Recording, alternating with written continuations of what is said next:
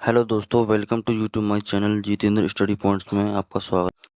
आज हम हिंदी का वर्ड विचार पढ़ने वाले हैं। हिंदी का चैप्टर वर्ड विचार पढ़ने वाले हैं। मैंने पिछली कक्षा में आपको पढ़ाया था, क्लास में पढ़ाया था भाषा, बोली और लिपि व्याकरण। वो मैंने आपको इजी तरीके से समझाया था, इसलिए इसको हम वर्ड विचार को इसी तरीके से पढ़ेंगे। क्लास 8 का वर्ड विचार। तो सबसे पहले जानेंगे वर्ड विचार क्या है। वर्ड विचार होता क्या है, इसकी परिभाषा जानेंगे। भाषा की सबसे छोटी ध्वनि जिसे और अधिक भागों में विभाजित नहीं किया जा सकता, उसे वर्ड कहते हैं। उदाहरण के लिए मैं आपको आगे बताऊंगा, नेक्स्ट इसमें ही आगे।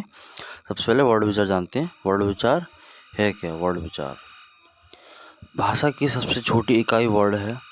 इसके और टुकड़े नहीं हो सकते। बोलने सुनने में जो ध्वनि है, लिखने पढ़ने में वह वर्ड है। वर्ड शब्द का प्रयोग ध्वनि और ध्वनि चिन्ह दोनों के लिए होता है। होता है। इस तरह वर्ड भाषा के मौखिक और लिखित दोनों रूपों के प्रतीक हैं। अतः हम वर्ड की परिभाषा इस प्रकार दे सकते हैं। यह परिभाषा वर्ड व ध्वनि है जिसके और खंड नहीं किए जा सकते। जैसा कि मैंने भी आपको बताया था, भाषा की सबसे छोटी ध्वनि जिसको अधिक भागों में विभाजित नहीं किया जा सकता। खंड मतलब विभाजित करना।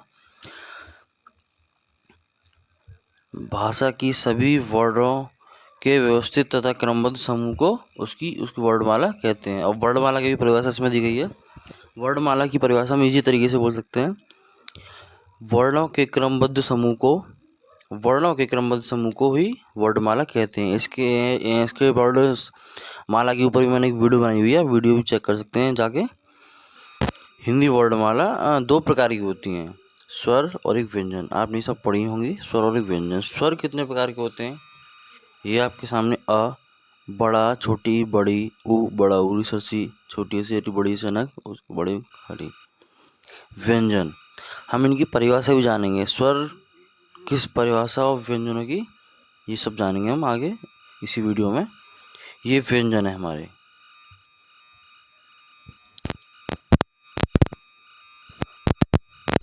संयुक्त व्यंजन, ये बहुत इम्पोर्टेंट है।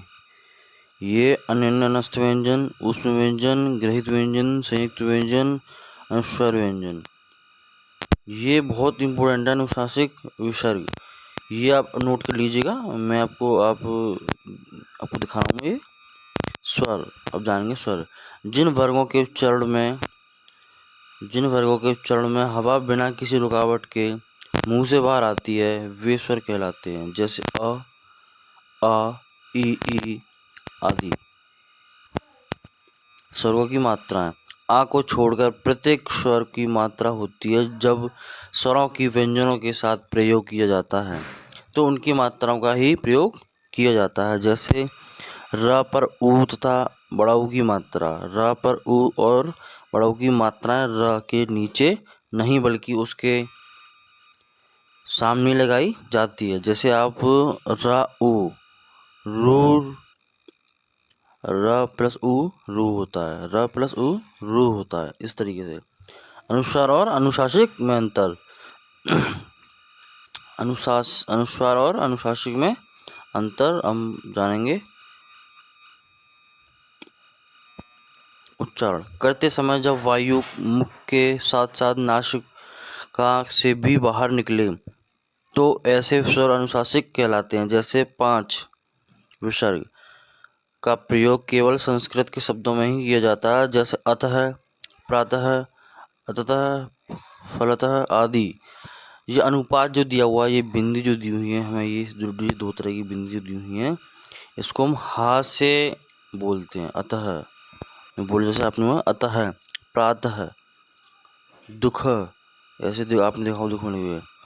ग्रहित ध्वनियाँ अ, इसका प्रयोग केवल अंग्रेजी के शब्दों में किया जाता है। यह आ और ओ के बीच की ध्वनि है। जैसे बॉल, कॉल, हॉल, डॉक्टर आदि। टॉल, जब फ, इनका प्रयोग केवल अरबी फारसी के शब्दों में किया जाता है। जैसे कागज, सजा, जरा, शरीफ, कफन, नफरत आदि। विशेष ड और ढ ध्वनियाँ ड और ढ की भिन्न हैं। ये दोनों कभी शब्द के प्रारंभ में नहीं आती। जैसे स्वर के भेद। स्वर के भेद कितने प्रकार के होते हैं सर? स्वर के भेद 3 प्रकार के होते हैं।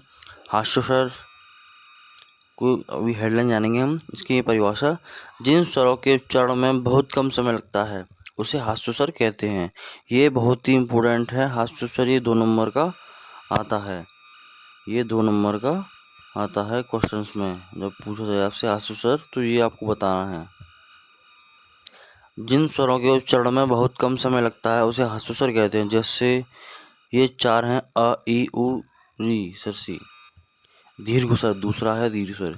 जिन स्वरों के उच्चारण में हास्य स्वरों की लगभग दुगनी समय लगता है वे दीर्घ स्वर कहलाते हैं। ये 7 हैं: अ, ई, उ, ए, ऐ, ओ। लुप्त स्वर तीसरा लुप्त स्वर। जिन स्वरों से उच्चारण में दीर्घ स्वरों से भी अधिक समय लगता है वे लुप्त स्वर कहलाते हैं। जैसे ओम, इसका प्रयोग बहुत कम होता है। लुप्त स्वर का प्रयोग प्रायतः दूर से बोलने में किया जाता है। इसका प्रयोग दूर से बुलाने में किया जाता है। अनुशासक: जो स्वर मुख्य और नाक से बोले जाते हैं वे अनुशासक स्वर कहलाते हैं। इनके ऊपर चंद्र बिंदु लगाया जाता है। नाक की सहायता से बोले जाने वाले यह अनुशासक स्वर हैं। इन्हें अनुशासक स्वर कहते हैं। जैसे गांव 5। अनुशासक अनुस्वार अनुनासिक। जिन स्वर का उच्चारण करते समय हवा नाक से निकलती है और उच्चारण कुछ जोर से किया जाता है तथा लिखते समय व्यंजन के ऊपर इस मल का प्रयोग लगाया जाता है उसे अनुस्वार कहते हैं। जैसे कंठ, चंचल, मंच, अंधा, बंदर, कंधा, योगवाह। ये सभी 2-2 नंबर के 1 नंबर के आते हैं। ये बहुत ही वेरी इंपॉर्टेंट सभी मैं आपको बता रहा हूँ। ये आप अपने नोट्स बना लीजिएगा। वेरी इंपॉर्टेंट हैं ये। अयोगवाह अनुस्वार और विसर्ग दोनों ध्वनियाँ ना अनुस्वर हैं और ना ही व्यंजन है। ये दोनों ही साथ योग नहीं है अतः ये अयोगवाही कहलाते हैं। ये 2 होते हैं अ और अंग। व्यंजन के भेद। व्यंजन कितने भेद के होते हैं? व्यंजन 3 भेद के होते हैं: स्वर, अंतस्थ, ऊष्म। ये भी बहुत ही आने वाले हैं। ये नंबर के आते हैं। ये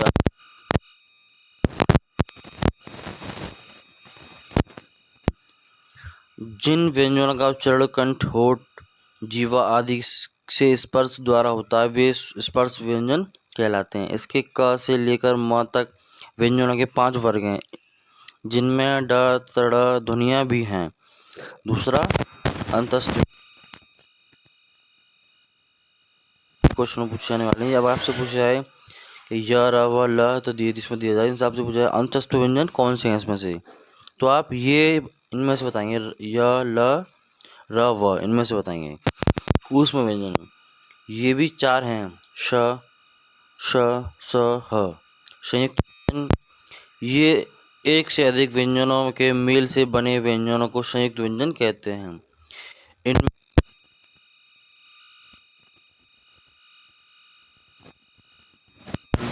अज्ञात, पत्र, चित्र।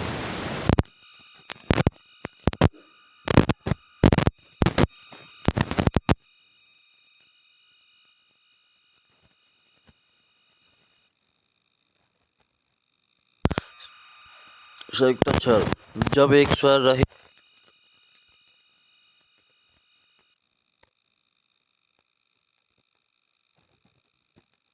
श्रुत, प्र, ज, क, श, त्वड़, स्व आदि, य, त्य आदि।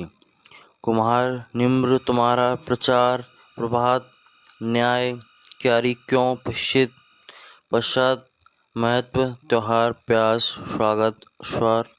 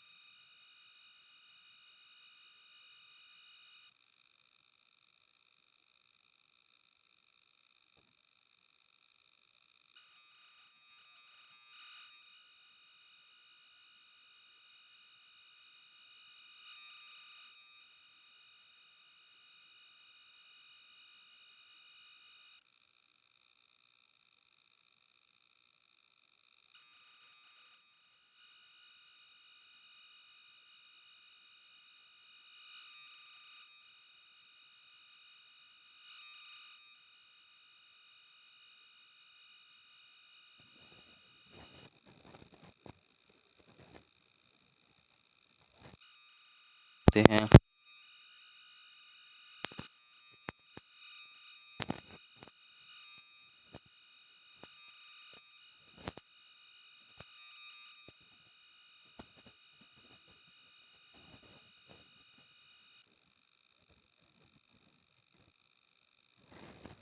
कि उच्चारण की अशुद्धियों से बचा जा सकता है, जैसे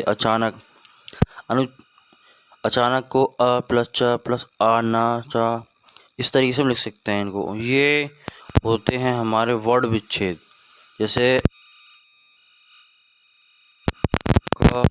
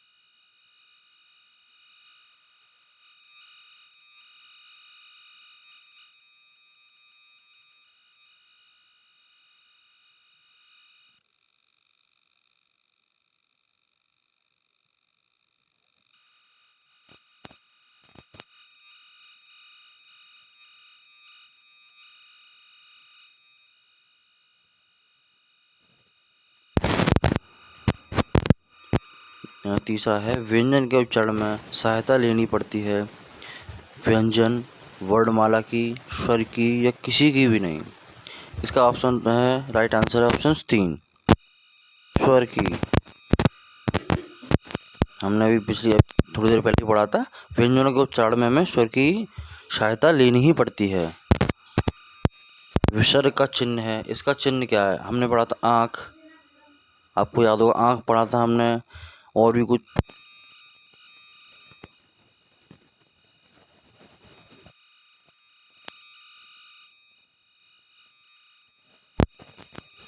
विसर्ग। दुख, ये मैंने बोला था आपसे, ये भी होता है विसर्ग। चिन्ह का उपयोग, चिन्ह का उपयोग कहाँ यूज होता है? स्वर का, मात्रा का, विसर्ग का और अनुशासिक का। इसका राइट आंसर है ऑप्शन 4, अनुशासिक का।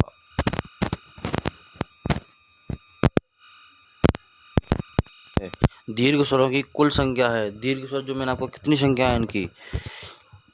इसका राइट आंसर होगा ऑप्शन 7। इसका राइट आंसर ऑप्शन 7, दीर्घ स्वर की 7 संख्याएं हैं। ये क्वेश्चन में भी आ सकता है, ये वेरी वेरी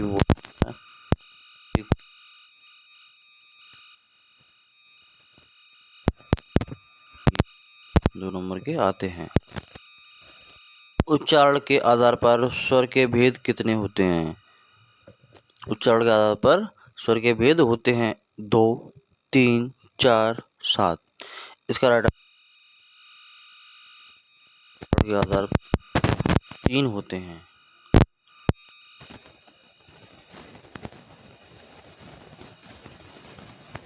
आते हैं व्यंजन, संयुक्ताक्षर, स्वर, इनमें से कोई नहीं। इसका राइट आंसर होगा ऑप्शंस 2।